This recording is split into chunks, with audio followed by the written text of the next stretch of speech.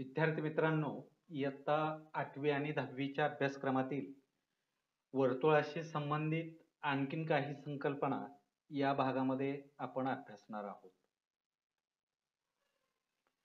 या भागामध्ये आपण अभ्यासणार आहोत कंस आणि कंसांचे प्रकार, केंद्रीय कोन, कंसाचे माप, लघु वर्तुळ कंस, विशाल वर्तुळ कंस, अर्धवर्तुळ कंस आणि पूर्ण वर्तुळ यांची मापे, एकरूप कंस आणि वर्तुळ कंसाशी संबंधित जीवा. तर सुरुवातीला कंस ही संकल्पना समजावून घेऊया. प्रतलातील एका स्थिर बिंदूपासून ठराविक अंतरावर असणारा बिंदूसंच म्हणजे वर्तुळ होय. मग आता आपल्या समोर ओ केंद्र असणारं वर्तुळ आपल्याला दिसतंय. या वर्तुळावरील काही बिंदू आपण दर्शवलेले आहेत, जसे की बिंदू बी, बिंदू सी, बिंदू डी, बिंदू ई आणि बिंदू एफ. मग या वर्तुळावरील बिंदू ई पासून बिंदू एफ पर्यंतचा एक बिंदूसंच आपल्याला दिसतोय. हा बिंदूसंच ई पासून सुरू होतोय आणि संपतोय एफ जवळ. हा आहे बिंदूसंच ई एफ. बिंदू एफ पासून बिंदू बी पर्यंतचा बिंदूसंच, बिंदू बी पासून बिंदू सी पर्यंतचा बिंदूसंच. तर अशा अनेक बिंदूसंच या आपल्या वर्तुळावर आहेत. मग यापैकी काही बिंदूसंच रंगाने दाखवूया. उदाहरणार्थ पिवळ्या रंगाने दाखवलेला बिंदू ई पासून बिंदू एफ पर्यंतचा बिंदूसंच म्हणजे बिंदूसंच ई एफ होय. निळ्या रंगाने दाखवलेला बिंदूसंच आहे बिंदू बी पासून बिंदू एफ पर्यंतचा किंवा बिंदू एफ पासून बिंदू बी पर्यंतचा बिंदूसंच. हा आहे बिंदूसंच बी एफ. बिंदू ए पासून बिंदू सी पर्यंतचा लाल रंगाने दाखवलेला बिंदूसंच हा आहे बिंदूसंच ए सी. तर हा प्रत्येक बिंदूसंच हा वर्तुळाचा भाग आहे.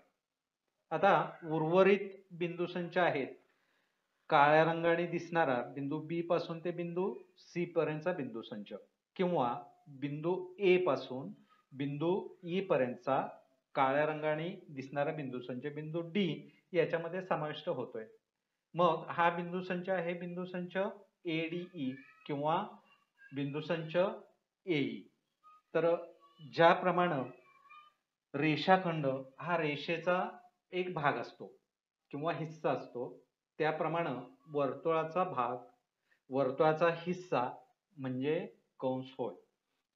तर ज्याप्रमाणे रेषेचा मर्यादित भाग म्हणजे रेषाखंड, त्याप्रमाणे वर्तुळाचा भाग म्हणजे कंस होय. कंसाचं वाचन हे त्याच्या अंत्यबिंदूंनी केलं जातं. उदाहरणार्थ कंस ई एफ, ई आणि एफ या बिंदूसंचाचे हे दोन अंत्यबिंदू आहेत. बिंदू ई जवळ हा बिंदूसंच चालू होतोय आणि बिंदू एफ जवळ तो संपतोय. याचा अर्थ ई आणि एफ या बिंदूसंचाचे दोन अंत्यबिंदू होत. मग कंसाचं वाचन हे त्याच्या अंत्यबिंदूंनी केलं जातं किंवा या बिंदूसंचामध्ये आणखी एखादा बिंदू दर्शवलेला असेल. उदाहरणार्थ कंस एडीई हा कंस ए पासून सुरू होतोय, ई जवळ संपतोय किंवा ई जवळ चालू होतोय आणि तो ए जवळ संपतोय. मग डी हा बिंदू या बिंदूसंचामध्ये आहे. मग या कंसाचं नाव बिंदू डी समाविष्ट करून केलं जातं. उदाहरणार्थ कंस एडीई.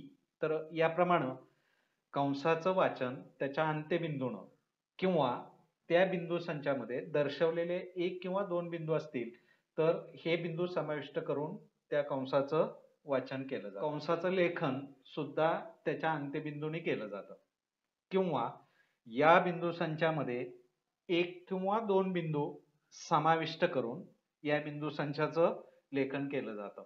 तर काही उदाहरणं बघूया. उदाहरणार्थ ई आणि एफ अंत्यबिंदू असणारा कंस म्हणजे कंस ई एफ होय. मग या अंत्यबिंदूच्या अगोदर कंस हा शब्द लिहिला जातो आणि त्याचं लेखन केलं जातं. उदाहरणार्थ कंस बी एफ. बी पासून सी पर्यंत असणारा बिंदूसंच म्हणजे कंस बी सी. कंस AC, मगाशी सांगितल्याप्रमाणे A पासून E पर्यंत असणारा बिंदू संच, याच्यामध्ये बिंदू D समाविष्ट आहे, म्हणून हा बिंदू घेऊन या बिंदू संचाचं म्हणजे कंसाचं नाव लिहिलं जातं. उदाहरणार्थ कंस ADE. आता कंस ADC हा मात्र मोठा बिंदू संच आहे. तो चालू होतोय A जवळ आणि घड्याळाच्या काट्याच्या दिशेनं हे सर्व असणारे बिंदू, उदाहरणार्थ D, E, F, B सारखे सर्व बिंदू या बिंदू संचामध्ये सामावले जात आहेत. तर A जवळ हा बिंदू संच चालू होतोय आणि घड्याळाच्या काट्याच्या दिशेनं मार्गक्रमण करून तो संपतोय C जवळ. तर असा हा सगळा बिंदू संच म्हणजे कंस ADC होय. आता यानंतर बघूया केंद्रीय कोन. तर आपल्या स्क्रीनवर O केंद्र असणारं एक वर्तुळ आहे आणि वर्तुळावर काही बिंदू दर्शवलेले आपल्याला दिसत आहेत, जसं की बिंदू F, बिंदू B, बिंदू C, बिंदू A, D, E वगैरे वगैरे. मग आता कंस ही संकल्पना आपण आकृतीच्या मदतीनं समजावून घेतली. मग आता आकृतीमधील काही कंस त्यांचं वाचन करूया. उदाहरणार्थ कंस BF किंवा कंस FB, कंस BC, कंस AC, कंस AD वगैरे वगैरे. मग अशा एखाद्या कंसानं त्याच्या केंद्राशी केलेला कोन, उदाहरणार्थ कंस BF चे B आणि F हे अंत्यबिंदू केंद्राला जोडले तर कोन BOF आपल्याला मिळतो. याचप्रमाणे कंस ACB चे अंत्यबिंदू A आणि अंत्यबिंदू B केंद्राला जोडले तर कोन AOB तयार होतो. याचा अर्थ कंस ACB ने त्याच्या केंद्राशी केलेला कोन आहे कोन AOB. कंस BF न त्याच्या केंद्राशी केलेला कोन आहे BOF. कंस EF न वर्तुळ केंद्राशी केलेला कोन आहे कोन EOF. कंस ADE ने वर्तुळ केंद्राशी केलेला कोन आहे कोन AOE. तर अशा प्रकारे एखाद्या कंसानं वर्तुळ केंद्राशी केलेला जो कोन आहे हा कोन म्हणजे त्या कंसाशी संबंधित केंद्रीय कोन होय किंवा त्या कंसाचा केंद्रीय कोन होय. किंवा एखाद्या कंसाचे अंत्यबिंदू केंद्राशी जोडले असता तयार होणारा कोन म्हणजे त्या कंसाशी संबंधित किंवा त्या कंसाचा केंद्रीय कोन होय. आता यानंतर बघूया कंसाचे माप. तर केंद्रीय कोन ही संकल्पना आपण समजावून घेतली. मग आकृतीमध्ये O केंद्र असलेल्या वर्तुळामध्ये काही केंद्रीय कोन आपल्याला दिसत आहेत. उदाहरणार्थ कंस BF चा केंद्रीय कोन आहे कोन BOF. कंस BC चा केंद्रीय कोन आहे कोन BOC. कंस EF न वर्तुळ केंद्राशी केलेला कोन आहे कोन EOF. कंस ADE ने वर्तुळ केंद्राशी केलेला कोन आहे कोन AOE. तर अशा प्रकारे एखाद्या कंसानं वर्तुळ केंद्राशी केलेला जो कोन आहे हा कोन म्हणजे त्या कंसाशी संबंधित केंद्रीय कोन होय किंवा त्या कंसाचा केंद्रीय कोन होय. आता यानंतर बघूया कंसाचे माप. तर केंद्रीय कोन ही संकल्पना आपण समजावून घेतली. मग आकृतीमध्ये O केंद्र असलेल्या वर्तुळामध्ये काही केंद्रीय कोन आपल्याला दिसत आहेत. उदाहरणार्थ कंस BF चा केंद्रीय कोन आहे कोन BOF. कंस BC चा केंद्रीय कोन आहे कोन BOC. कंस AC चा केंद्रीय कोन आहे कोन AOC. कंस ATE चा केंद्रीय कोन आहे कोन AOE. आता कोन BOF या कोनाचं माप आहे 60 अंश. कोन BOF हा कंस BF चा केंद्रीय कोन आहे. मग कंसाचं माप हे त्याच्या केंद्रीय कोना एवढं असतं, म्हणून कंस BF बरोबर 60 अंश, कारण त्याचा केंद्रीय कोन BOF चं माप आहे 60 अंश. कंस BC चा केंद्रीय कोन आहे कोन BOC. कोन BOC चं माप आहे 40 अंश, म्हणून कंस BC बरोबर 40 अंश. कंस ATE चा केंद्रीय कोण आहे, कोण AOE, या कोणाचं माप आहे 120 अंश. म्हणून माप कंस ATE बरोबर 120 अंश. तर याप्रमाणे लघु वर्तुळ कंसाचं माप हे त्याच्या केंद्रीय कोना एवढे असते. उदाहरणार्थ मापकंस BF बरोबर 60 अंश, मापकंस BC बरोबर 40 अंश, मापकंस ATE बरोबर 120 अंश वगैरे वगैरे. मग आता यानंतर बघूया कंसांची बेरीज. आकृतीमध्ये कंस BF आणि कंस BC या दोन कंसांमध्ये बिंदू B हा सामायिक बिंदू आहे. मग या दोन कंसांची बेरीज आपल्याला याप्रमाणे करता येते. मापकंस BF अधिक मापकंस BC बरोबर या दोन कंसांनी मिळून होणारा कंस म्हणजेच कंस FBC. मग आता यांची बेरीज याप्रमाणे होईल. BF चं माप आहे 60 अंश आणि कंस BC चं माप आहे 40 अंश. म्हणून 60 अंश अधिक 40 अंश बरोबर 100 अंश. याचाच अर्थ मापकंस FBC बरोबर 100 अंश. तर याप्रमाणे बिंदू EF हा कंस EF आणि कंस BF या दोन कंसांमध्ये सामायिक आहे. म्हणून या दोन कंसांची बेरीज याप्रमाणे होईल. कंस EF अधिक कंस FB बरोबर कंस EFB. या दोघांच्या मापांची बेरीज म्हणजेच कंस EFB चं माप होईल 120 अंश. मग आता आकृतीमधील काही कंस विचारात घेऊया. उदाहरणार्थ कंस BF, कंस BC, कंस AC, कंस EF यासारख्या सर्व कंसांची माप आपल्या लक्षात येते की 180 पेक्षा कमी आहे. कारण या सर्व कंसांच्या केंद्रीय कोनाचं माप 180 अंशापेक्षा कमी होईल. मग अशा प्रकारे ज्या कंसांचं माप 180 अंशापेक्षा कमी असते असे कंस म्हणजे लघुवर्तुळ कंस होत. तर ज्या कंसाचं माप 180 पेक्षा कमी असते असे कंस म्हणजे लघुवर्तुळ कंस होत. उदाहरणार्थ कंस BF आता सांगितल्याप्रमाणे, कंस BC, कंस AC, कंस AE वगैरे वगैरे. आता मात्र आकृतीमधील काही कंस विचारात घेऊया. उदाहरणार्थ बिंदू A जवळ सुरू होणारा आणि घड्याळाच्या काट्याच्या दिशेनं बिंदू B पर्यंत जाणारा बिंदुसंच म्हणजे कंस ADB. याच कंसाचं आणखीन एक नाव आपल्याला सांगता येईल, कंस AEB किंवा कंस AFB. हा कंस मात्र याचं माप 180 अंशापेक्षा जास्त होईल. किंवा आकृतीमधील कंस ADC म्हणजेच कंस ADEC या कंसाचं माप सुद्धा 180 अंशापेक्षा जास्त आहे. मग अशा प्रकारे ज्या कंसाचं माप 180 अंशापेक्षा जास्त असते असे कंस म्हणजे विशाल वर्तुळ कंस होत. या कंसांचं माप 180 अंशापेक्षा जास्त असते. उदाहरणार्थ काही उदाहरणं विचारात घेऊया. कंस ADB, कंस ABE आणि कंस ADC वगैरे वगैरे.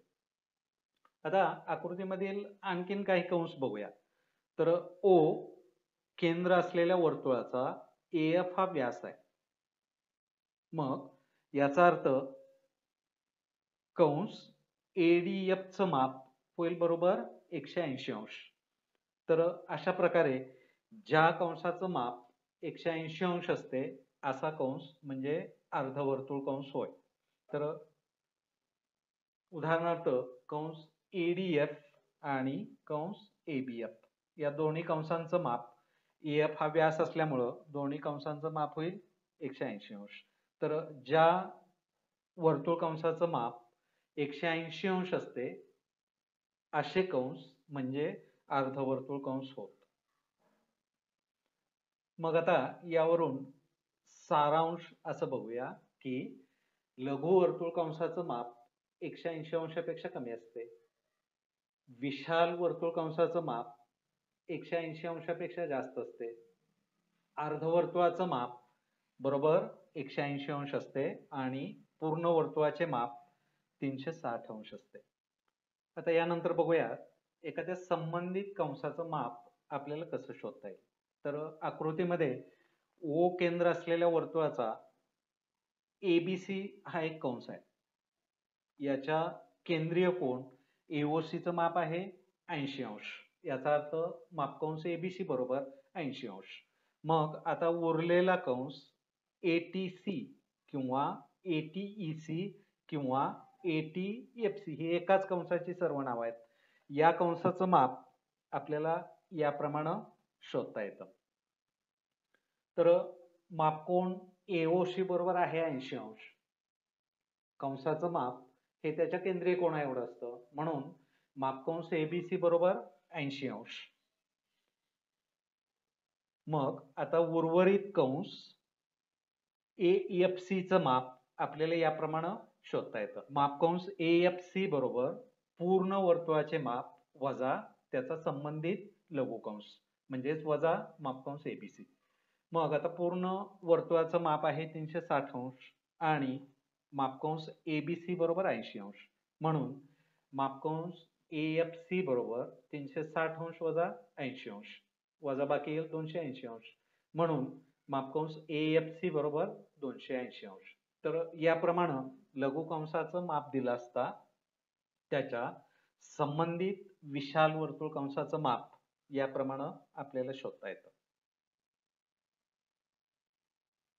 आता यानंतर बघूया एकरूप कंस. आकृतीमध्ये कंस BF आणि कंस EF या दोन्ही कंसांचे केंद्रीय कोन आहेत 60 अंश मापाचे. म्हणून कंस BF बरोबर कंस EF बरोबर 60 अंश. मग याप्रमाणे एका किंवा एकरूप वर्तुळातील दोन कंसांची मापे समान असतील तर असे कंस म्हणजे एकरूप कंस होत. उदाहरणार्थ मापकंस BF बरोबर मापकंस EF बरोबर 60 अंश. म्हणून कंस BF एकरूप कंस EF. मापकंस AC बरोबर मापकंस AD बरोबर 55 अंश. म्हणून कंस AC एकरूप कंस AD. यानंतर बघूया वर्तुळ कंसाशी संबंधित जीवा. कोणत्याही वर्तुळ कंसाची टोकं किंवा अंत्यबिंदू जोडणारा रेषाखंड म्हणजे त्या कंसाची जीवा होय. तर याप्रमाणे कंस DAC शी संबंधित जीवा आहे जीवा CD. कंस ACB शी संबंधित आहे जीवा AB. कंस DE शी संबंधित आहे जीवा DE. आता काही गुणधर्म बघूया कंस आणि जीवेच्या संबंधातले. जर एका किंवा एकरूप वर्तुळातील दोन जीवा एकरूप असतील तर त्यांचे संबंधित कंस हे एकरूप असतात. आता याचप्रमाणे समजा आपण उलट विचार केला, समजा जर एका किंवा एकरूप वर्तुळातील दोन कंस एकरूप असतील तर त्यांच्याशी संबंधित जीवा एकरूप असतात.